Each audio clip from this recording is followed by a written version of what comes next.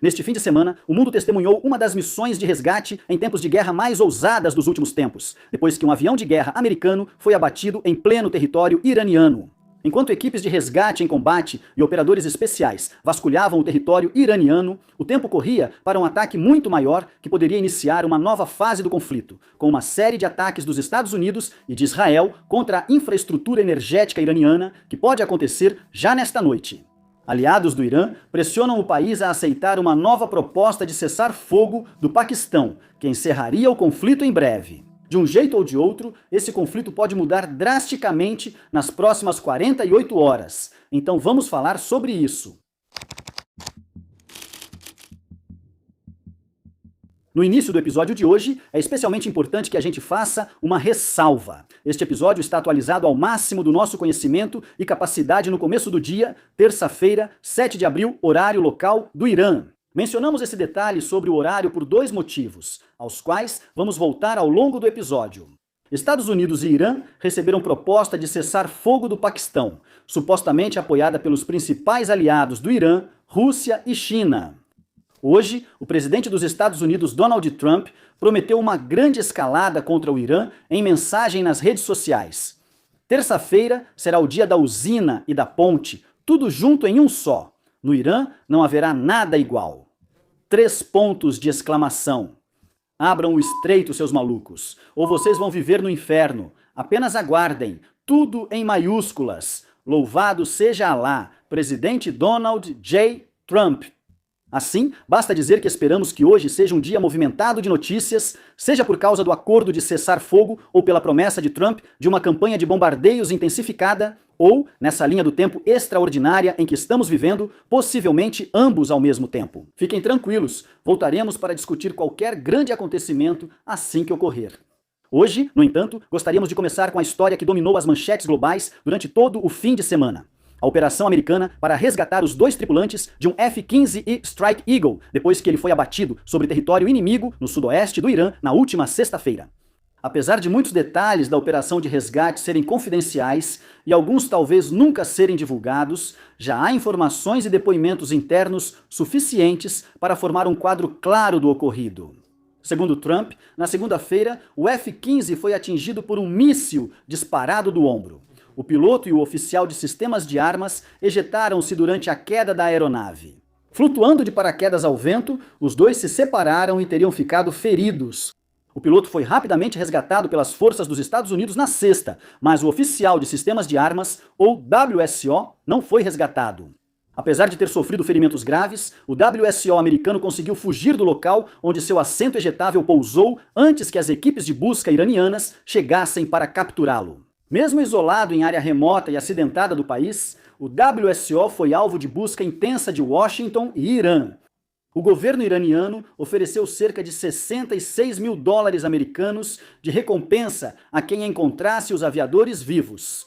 Armado com uma pistola e equipado com um sinalizador de emergência para transmitir breves relatórios sobre sua situação, o WSO se esforçou para rapidamente criar distância entre ele e o local da queda, eventualmente escalando uma linha de crista elevada. Segundo a mídia dos Estados Unidos, o WSO achou uma fenda escondida na montanha e entrou nela, transmitindo o mínimo para evitar que o Irã localizasse sua posição. Os Estados Unidos receberam o sinal, mas só conseguiram intervir com forças tripuladas após horas de buscas em baixa altitude por equipes e aeronaves de busca e resgate em combate. Vídeos impressionantes do Irã mostraram aeronaves de combate dos Estados Unidos reabastecendo aviões-tanque e helicópteros voando baixo ao alcance do fogo antiaéreo e de armas leves das forças iranianas.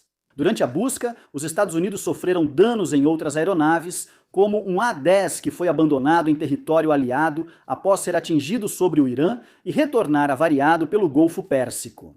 Para impedir que o Irã chegasse primeiro ao oficial de sistemas de armas isolado, a Agência Central de Inteligência dos Estados Unidos teria realizado várias campanhas de desinformação simultâneas, tanto alegando que os aviadores já haviam sido localizados e resgatados, quanto criando a percepção de operações de busca dos Estados Unidos acontecendo em outras áreas. Enquanto as unidades de comando se preparavam para uma extração, drones de ataque americanos sobrevoavam a área e realizaram vários ataques aéreos contra iranianos próximos à posição dos aviadores isolados.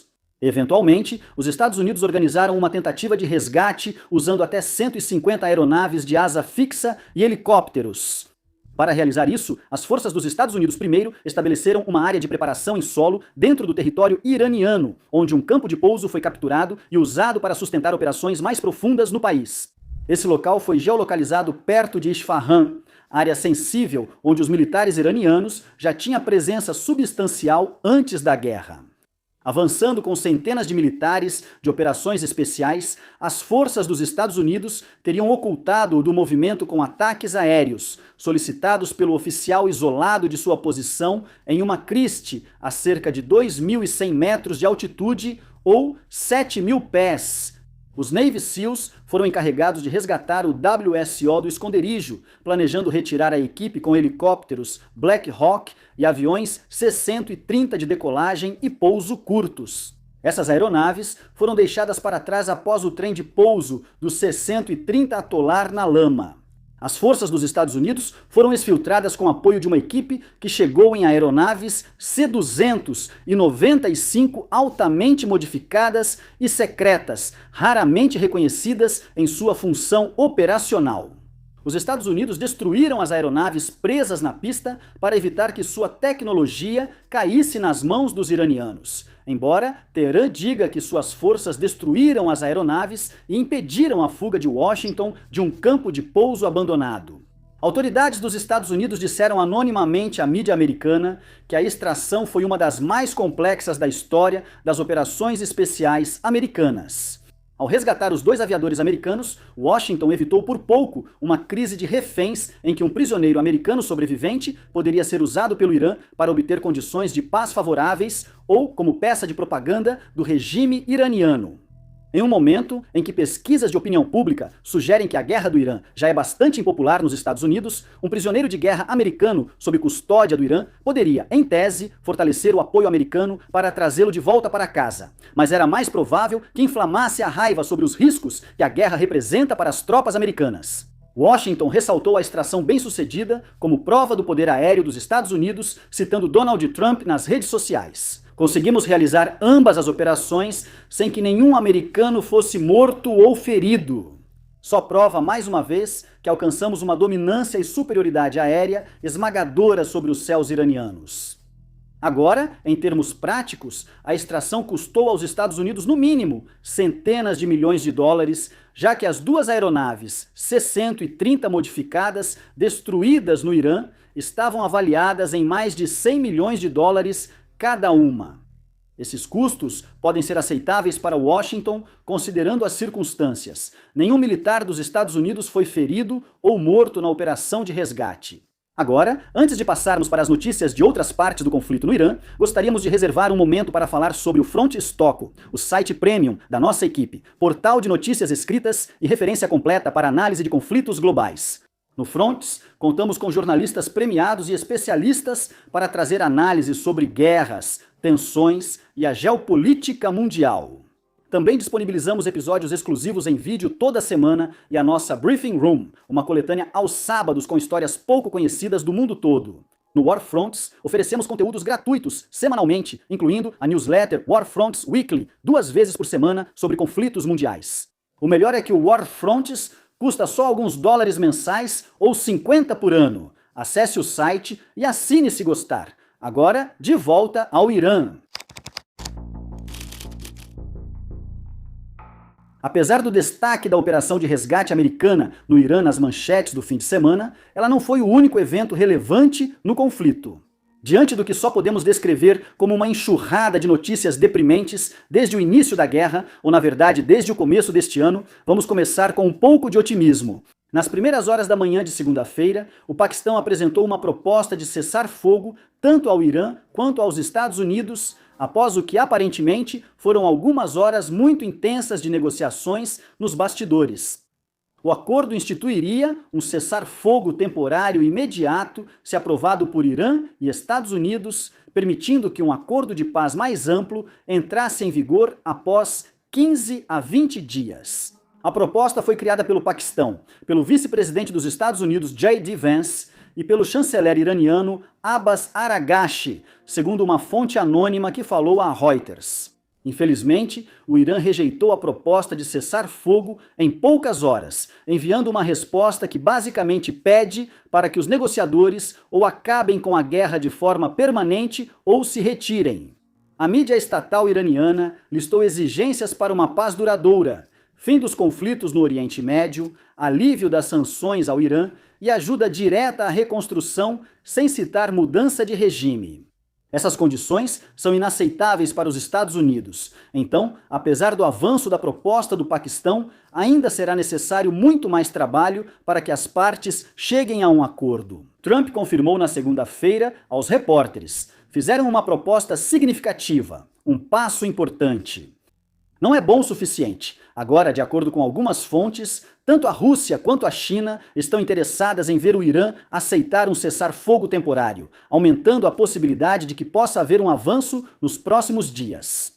O Irã, porém, mantém ceticismo público sobre negociar com os Estados Unidos sem garantias sólidas contra futuros ataques. O Irã já foi atacado 2 vezes pelos Estados Unidos durante negociações de paz no último ano.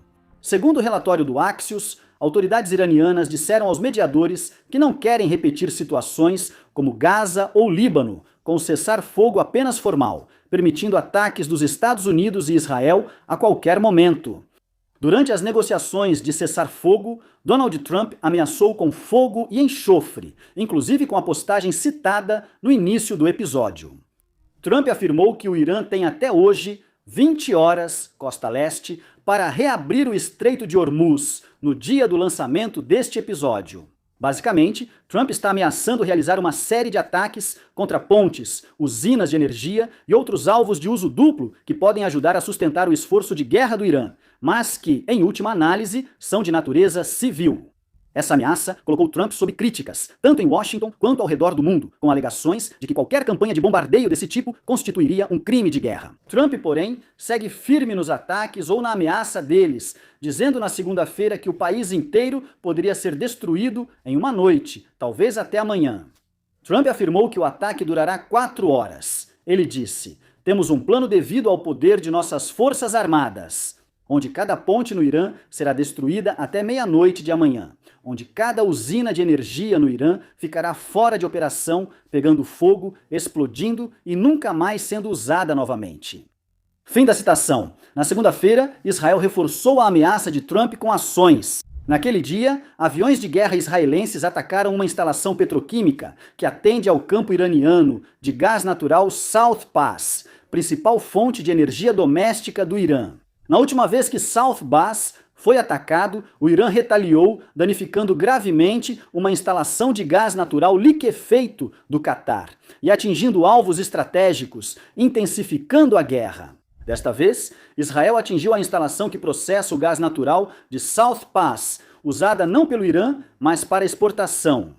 A instalação é responsável por cerca de 85% de todas as exportações petroquímicas do Irã e por aproximadamente metade da sua produção petroquímica. O exército israelense também atacou outra planta de processamento com o mesmo propósito na província de Khuzistão, sudoeste.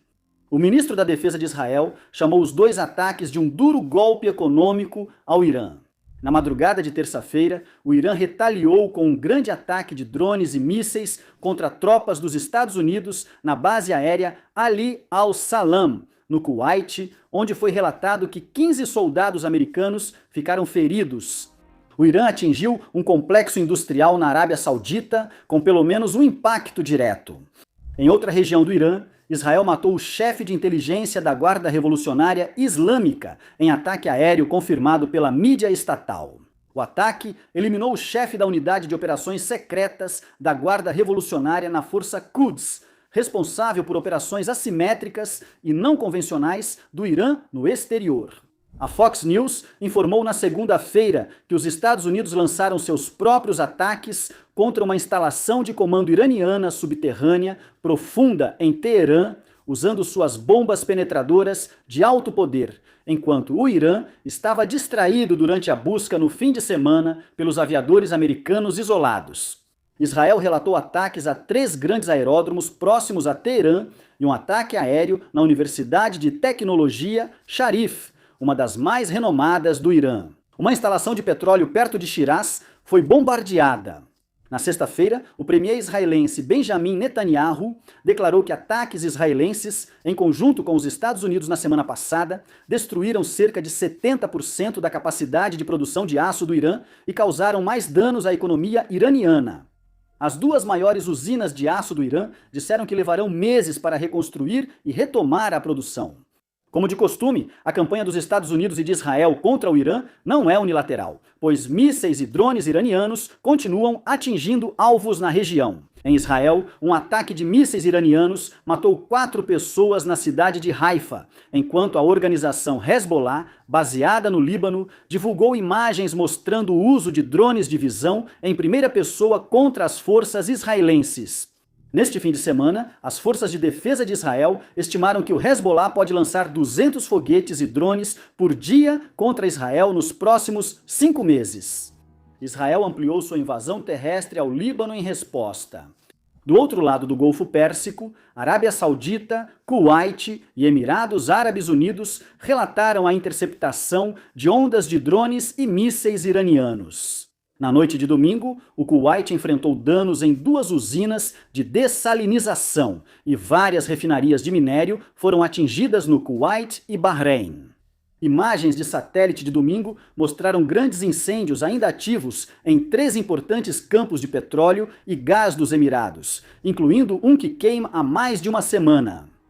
Na sexta-feira, a Reuters informou que fontes anônimas disseram que a inteligência dos Estados Unidos não espera que o Irã reabra o Estreito de Hormuz em breve.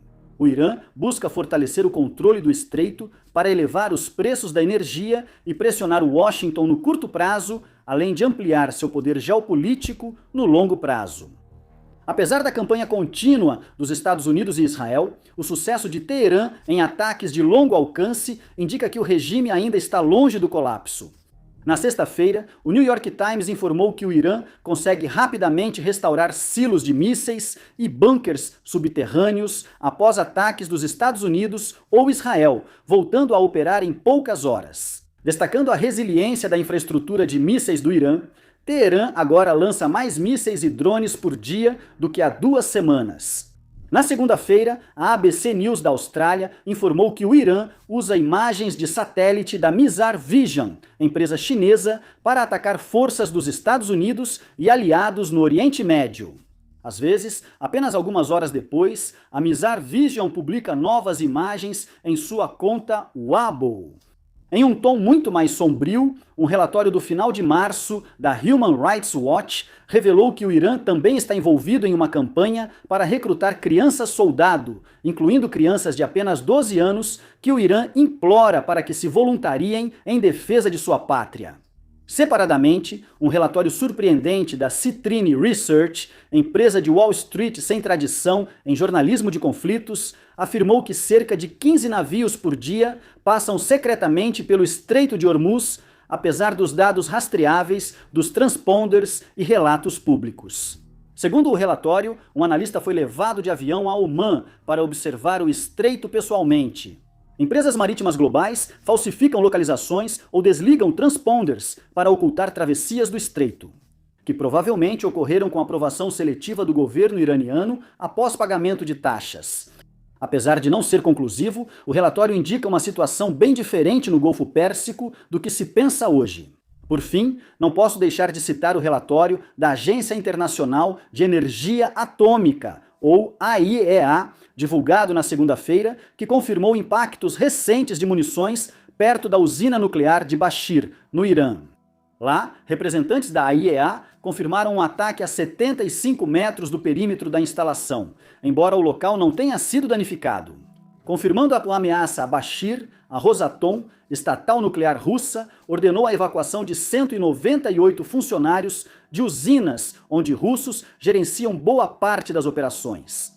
Modelagens indicam que, se Bashir fosse atingida, a radiação nuclear se espalharia em direção ao sul pela região, afetando o sul do Irã, leste de Omã e grande parte dos Emirados Árabes Unidos. Ataques desse tipo também contaminariam as águas do Golfo Pérsico, fonte vital de água potável na região por meio de usinas de dessalinização.